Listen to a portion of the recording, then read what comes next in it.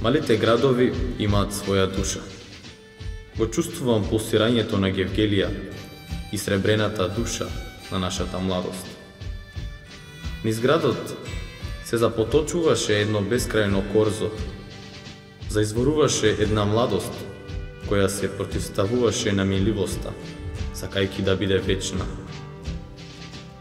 Гевгелија беше град на една светлосна хармонија, град на свилената буба, на медитеранските цвеќиња, град со дух, драматична вертикала на едно самоискачување. Гевгелија беше град на младоста, кој ги осмислуваше своите вознеси, возгледи и светлини. Старата чаршија во нашите сонови продолжи да младее со својата срмена душа. Бакалници, тепси, кепенци, калдарми, дрвени двери, мангала, вршници, плетени кошници, ѓумчиња, звездени гердани, провиденија.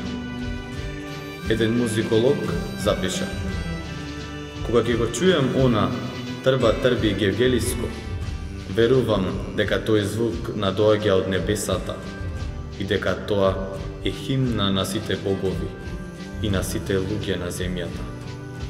Ние доправа ќе ги откатуваме тајните и на нашите зборови и на нашата музика.